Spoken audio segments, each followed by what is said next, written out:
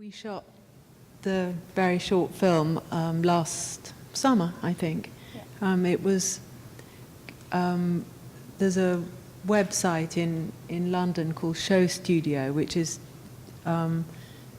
set up by this fashion photographer called Nick Knight, who's a sort of legendary figure in fashion photography, and he likes to pioneer different ways of people to be involved in fashion. And he invited various different people to do a 1-minute film about punk or inspired by punk. And but I couldn't get it down to 1 minute, and so that was it. When we decided to show the film Saint Laurent, I decided that it would be nice to have a discussion about fashion, how fashion is now, and the relation with with the cinema, with all this. And I think your film is exactly one of a good example of someone that designs and at the same time works with the images, with the music, with everything, and all this work is complementary from one side to the other. And I'd like you to talk a little bit about your experience when you do, and when you design, you are already thinking, when you, maybe the contrary, when you have an idea of a clip or something like that, is for a particular design, or any you can do anything about any other clothes that not yours? Well, I first became interested in film because I was imagining, when I'm working, I like to think of that thing of when you see someone who looks fascinating, they look cool, but you're really intrigued by them and the choices that they've made of what clothes they've chosen to wear. And I found that I could get that across much better on film, or I had this fantasy that I could do that on film, and I made a couple of films when I first started my label in 1990, and then I did catwalk shows, and then I wanted to see if I could collaborate with somebody from a different, not in fashion. And our friend introduced me to John Malkovich, who I think is sitting up there, and as soon as he said John Malkovich, I thought, I've got to work with him. Everyone seems to have this obsession with John Malkovich. So I joined the queue, and by amazing good fortune, he managed to make time, and I found out he was obsessed with fashion as well. And the way fashion seems to kind of, I don't know, it just seems to sort of grab people by the heart and make them do sort of crazy things or go beyond their comfort zone, and so we made these 3 short fashion films, and that's how I came to meet you, because we showed them here. And what I particularly enjoyed about the collaboration was that I had one idea and John had another idea, and that I sort of did a kind of preparation, and then he took that idea somewhere else completely different from me, and it took it into another realm. And I think I'm really interested in how fashion can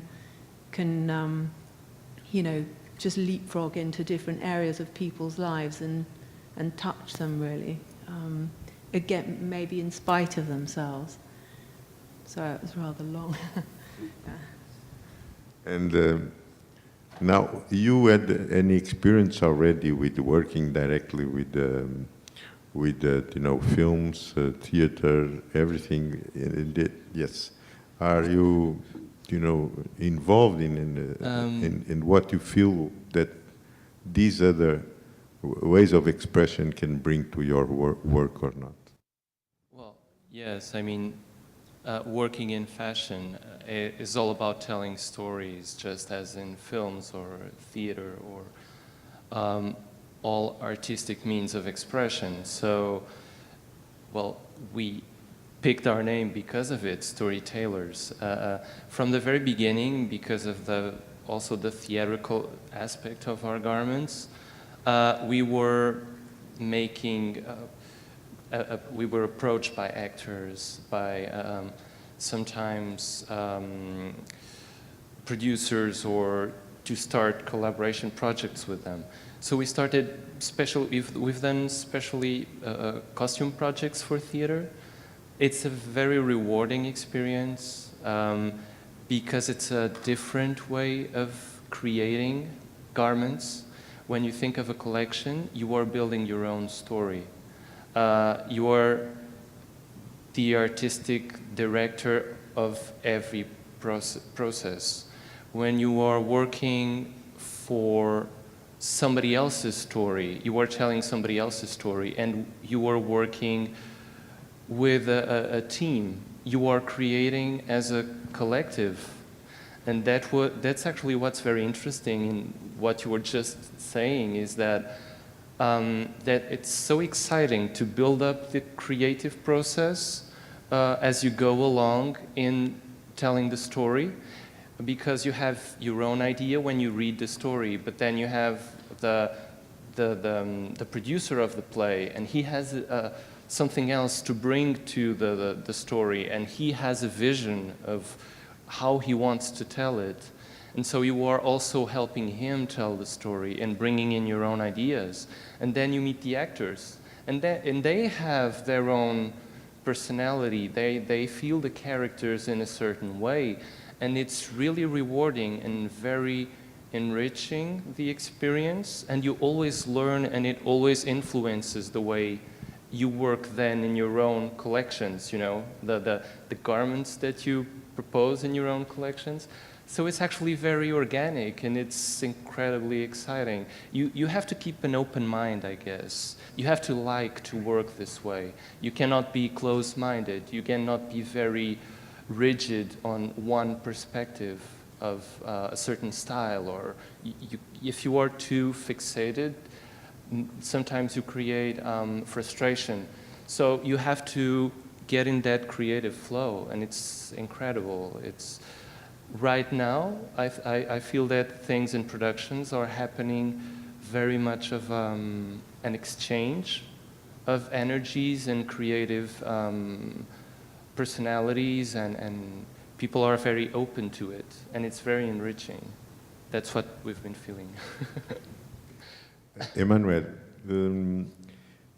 you had, you know, an incredible, project, and at that time the things were not, was not so easy to have clips and things like we have now, and all these images that comes from everywhere.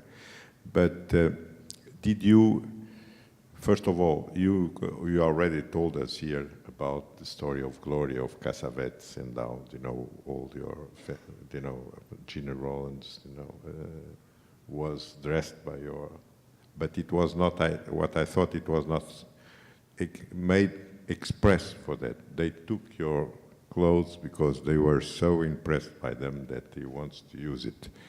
Did you ever, I know that you, at this moment, you are working as well for opera, I think, designing things from an opera and everything. Is something that you have done very often before?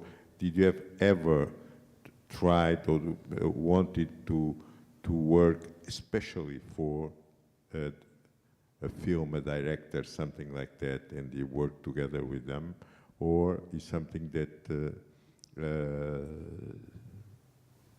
is not in your, kind of vision or interest? No, to answer your question, it's relation between fashion and cinema has been very important, because we have a great designer just for cinema, like Jean-Louis in Hollywood, the brilliant time of Hollywood, of course. But I never personally did expressly for cinema, except many things that it was by case. I have a passion for John Cassavetes, and when I saw the first time Gloria, I saw my name in the screen. You have to understand why. And because Jean Rollins was dressing herself for herself in New York with the boutique. After that, I dressed Catherine Deneuve different times for French films. Many others. Lauren Bacall was a friend, but she didn't move at the time when I knew her, and it was very fun to refine her here. Many years younger, of course. It was beautiful. She was still beautiful when I knew her, and she has a sense of fashion, great sense of fashion. She knew exactly what was exactly for her. She had a very good eye. And as you talk about opera. Opera is a different situation because you have a subject very precise. And then you have the director, and he's a boss.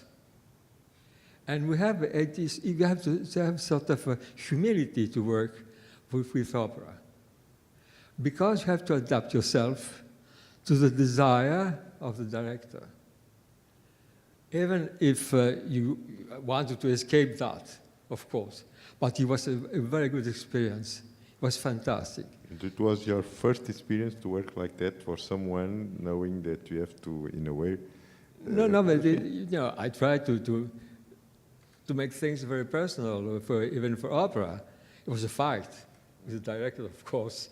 But it was very, very interesting. It was very amusing, and it was very productive, because you have to understand how a singer has to be dressed to sing, to act.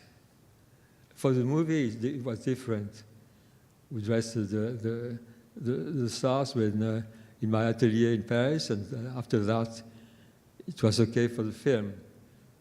In fact, the relation between cinema and fashion has been very important since many, many years. But the glorious time of Hollywood, that was very important. Because that remind me, of course, the first years of Christian Dior in Paris. And in fact, Christian Dior was very committed, in fact, with this time in Hollywood. It was a great inspiration for him. I talk in my personal past. I never knew Mr. Dior, of course. And it's beautiful. You have to make beauty, the sense of beauty and elegance. That's very important. Except that what we saw in this movie of Minelli, it was very conventional, of course. It was the fashion of that time. It was very conventional. Yeah, it was exactly that time, yes. It's why it reminded me of the first years of Christian Dior, just after the war. In fact, the film is from those years, no? Yeah. Approximately. I think it's 50s, in the beginning of the 50s. Yeah, something like that. Voila. You may. Hi. You write about all this. Well, a little bit. I sometimes interview fashion. I'm an editor at British Vogue, fashion editor. But I mainly do fashion shoots. So I'm a stylist, and in terms of film, I mean, if I'm working on a story, the idea always comes, for me, usually from the film. So obviously taking into account what's on the runways, but I love the mix, the kind of pairing up of kind of current clothes, and then the exciting bit for me is trying to turn that into sort of a narrative, you know, in my mind. Other people might not see that, but a kind of a story, rather than fashion for fashion's sake, you know, because then I think that's just the way I love working. So I love, you know, I love looking at the clothes in film, and, you know, for me that's probably the biggest source of inspiration, really, for what I do. Yeah. I would like you know, that also involved in fashion. I would like to ask you something. Can you like for example, a film, an opera theater, if you really, are upset by the clothes, things like that, the fashion and everything, or when you see something, you are attracted immediately for the working of the clothes, of the fashion and things like that, or can you have a kind of distance between, because Is it directed like to anyone that wants? Well, for myself, I have to say that I am professionally inclined to immediately like the dressing costume aspect of the film or not. Though I can separate that from the acting and the production of the movie, I can say for once that I loved the outfits of a certain movie and did not like the rest of the movie. Or loved the movie as a movie, but did not love the costumes. Like, I would love to have done that a different way. But I guess you separate things, but in your heart, it affects you, the way that the costumes are designed, the garments are. At the same time, it's incredibly fascinating to understand, like in period films, like the film we just saw, how the costumes were being made for theater and movies at that time, and how strict the codes were, and especially in this particular period where the silhouette was very constructed. It was very exciting, at the same time quite rigid, and well, it just fascinates me. But I can separate, I think. Não sei se queres dizer uma coisa. You, Bella? God. Well, I suppose in the end, it's about people. So, in a film, if it's a bad film with good costumes, at least you've got something to follow. You just follow the story of the clothes instead, and just don't think about the awkwardness of the rest of the film. But then, if someone's a really good actor, then you don't really care what they're wearing, or you just think, like you do about people, that their clever way of dressing is just part of their general appeal. But it's interesting in films when they sort of have a transition, like I remember in Rebecca, when she's not getting on very well with Laurence Olivier in the beginning, and they're rather awkward, and he's obsessed with the old times, and she orders a dress in a catalogue with roses all over it, and it comes, and she just looks totally ridiculous and with these clunky roses, and then as they fall in love, she becomes this superb dresser and doesn't have any roses and completely kind of stylish and has a natural sense of her own self. And I thought the way they did that with the costumes was really kind of, it was just an extra layer that drew you into the whole intrigue. Don't you think? Yeah. I mean, I think costume is incredibly important in transporting you into the world that someone's trying to create. And definitely, as an actor, I find that sometimes I can put on a costume and it can completely change how I feel and how I move.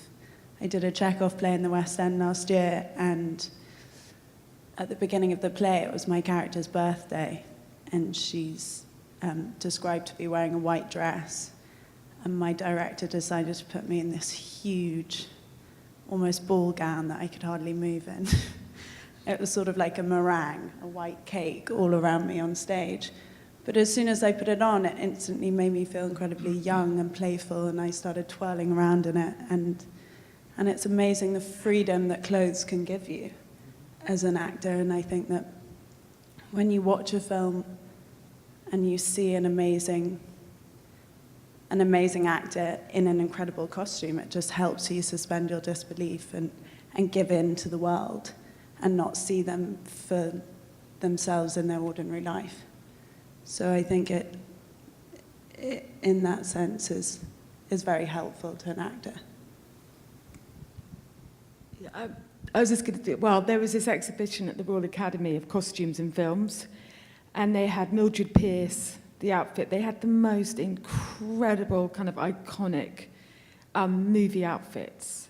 Everything from Scarlett O'Hara in the green velvet that she made out of curtains, and then it had Harrison Ford as Indiana Jones, and how the boots were kind of like the kind of classic American kind of workman boots called Red Eagle, I don't know, Red Arrow boots, and it was really fascinating seeing the sketches. And Jason Bourne, how it was so about him looking completely boring, but how brilliantly that had been broken down to be brilliant, so I loved that exhibition because it made it so kind of, it really exposed all the thoughts behind these amazing costumes. That even Jason Bourne's became kind of amazing, Anyway. Emmanuel, you were dressed the most beautiful woman in the world. Some of them, I think, wanted to be on your clothes all the time. And, fashion makes dreams to everyone, like the cinema as well and everything. I think all the, these, arts, in a way, give something to the people. That's why fashion is always so incredible, in our world all the time. Even mostly of the people who never dress something like that, in their life, but they are kind of an admiration and everything. And you have particularly a woman, an actress, something like that, that you felt really, what you feel, attracted to dress and to work with, or someone that, in a way, made you dream as well to have dressed it? No, the question is very interesting, but in fact, world has changed. When I started my career, in fact, in high fashion, and at the time we dressed women to be representative especially for evening gowns.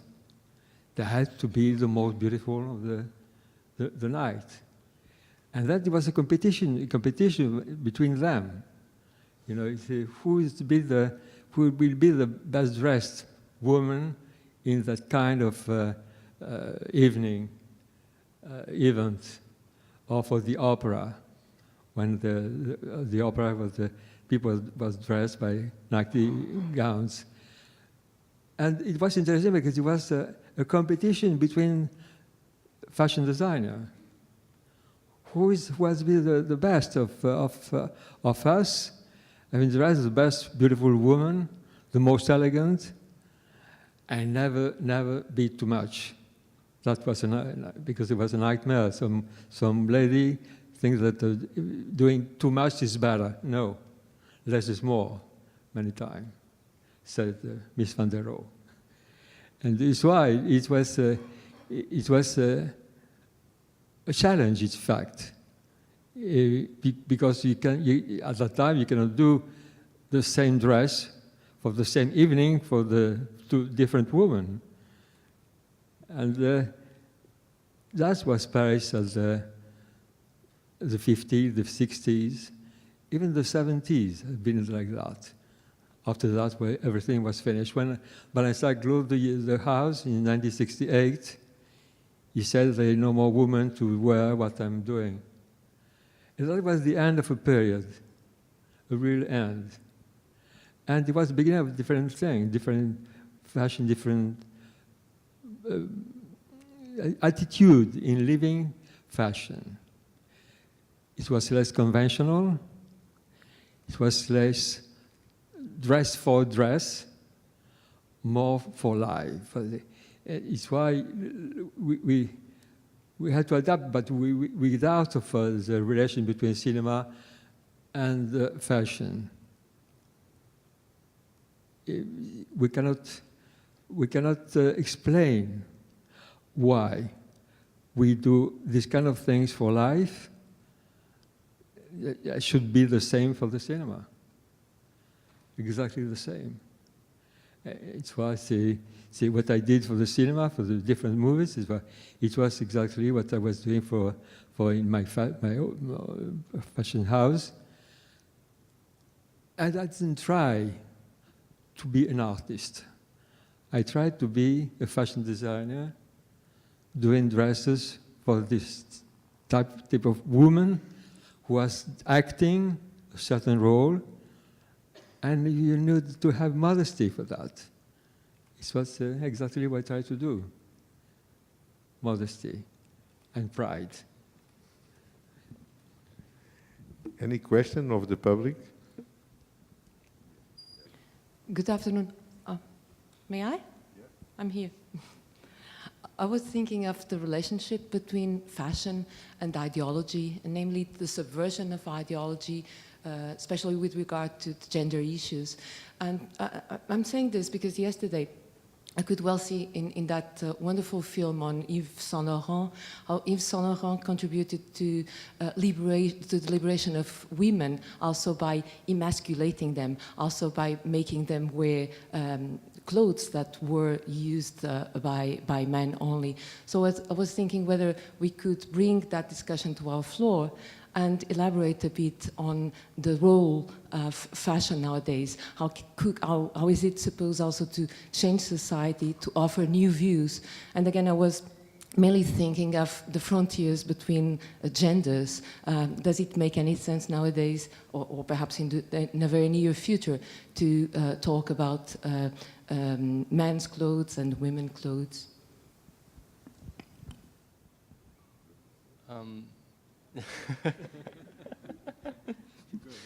Well, it's a good question. It's quite interesting, actually. In the last collection we presented, the story we were telling was about a girl that lived in a future where she traveled to meet somebody else that she thought was a man. When she gets to this other side of the world, she discovers that mankind, humans have evolved into a state of spirit in which they would have total freedom. And that meant that biologically, they would actually adapt to their state of mind. So in one moment, a person could be a man. In the following moment, that person could be a woman. And so, well, the story ends with her realizing that if she stood there, she could end up waking up the next day and being a man. And the person she was in love with could be either a man or a woman, and that opened completely different and new perspectives. How did we translate this into our designs, into the way we construct garments? We started constructing, idealizing garments in women's wear. And we did that because we felt there was more creative freedom in doing so, because of designers such as Yves Saint Laurent and others that broke down barriers and made women actually free to wear whatever they want. Menswear is not yet there. Men are actually much more limited nowadays in what they can wear. And nowadays, that freedom starts to be owned, but it's not yet there. What we did is, because we decided to start with women's wear, and we put a foot on menswear little by little. We saw it a little bit like, okay, so this is a case of Adam is born from the rib of Eve. So our menswear collection and the men pieces we design, they do come directly from the idea, the same ideas of garment structure that we develop for women's wear. thus creating a kind of, language that is close, in terms of giving the same freedom of choice to what a woman can wear and what a man can wear, yet keeping with their physical structure and trying to enhance what a male body and a female body have of beautiful. I tend to talk too much sometimes, so I'm sorry. But that's it. It sums it up, what I was trying to say. I always think the word gender is such an awful word anyway. It sort of kills anything about femininity or masculinity. But I'm always interested in that, playing around with how, I suppose, how I feel about femininity, and a lot of the way things I do with my fashion is to do with making quite boyish clothes, which I find enhance my idea of femininity, so that there's a certain kind of woman that I find very appealing, who dresses more like a boy to seem more like a girl. And I think it's good now that there are less concerns about, being overly femme or macho.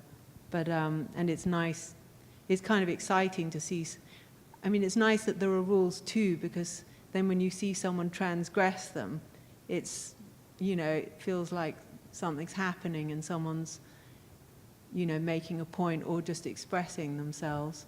And it's exciting to watch. Anything? Yeah, I completely agree with you. I'm with you. I don't know what else to say apart from that.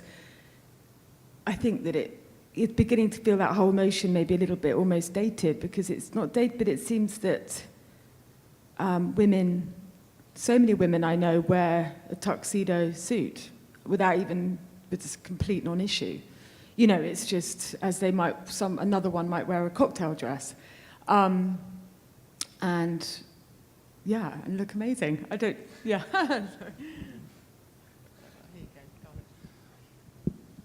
Maybe I'll just add, without being, that one day in a couple of years, maybe, a man could wear a cocktail dress and still look amazing too.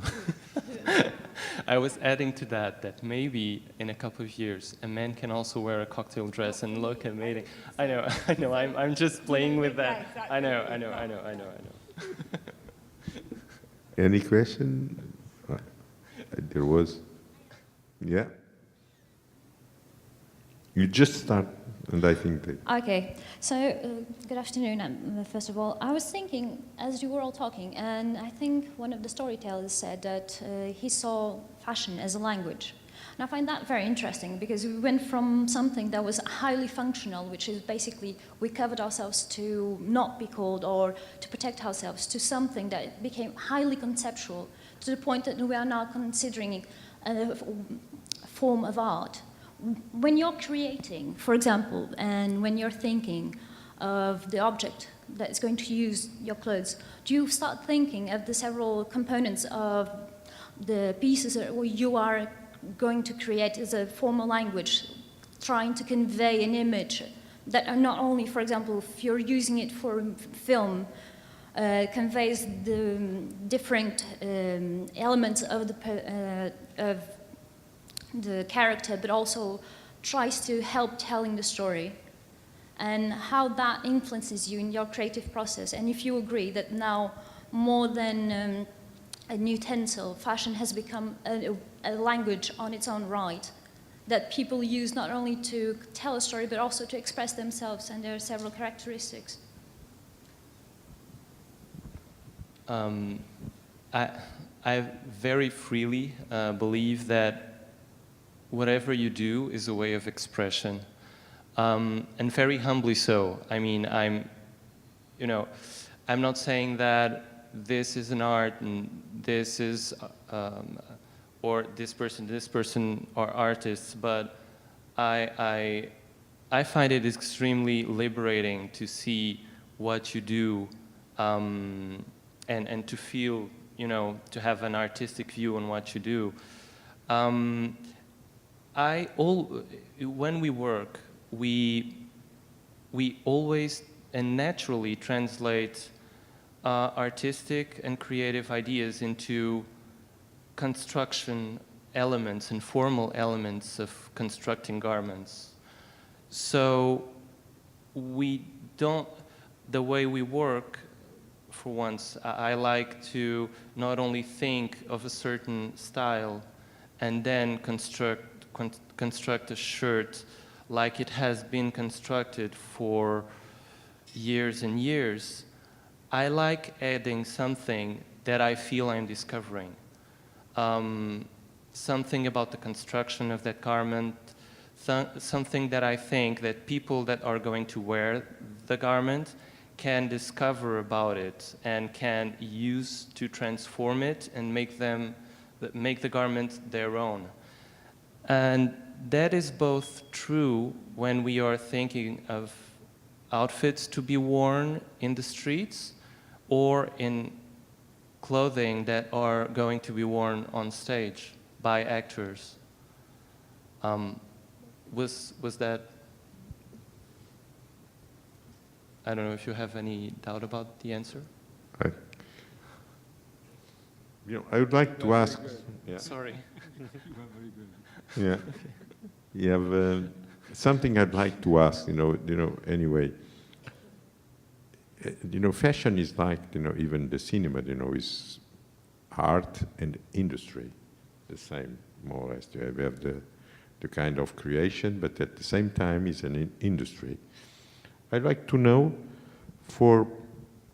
if there is, in the cinema, we know that there are some moments where there is really kind of a revolution in the way how the films are, on the language of cinema, we can agree or not, but we know that Orson Welles was one, Godard was another one, things like that and everything. And every time you are looking for this kind of new revolution, things that can come and change once more and keep us, in a way, giving us another energy. In a fashion,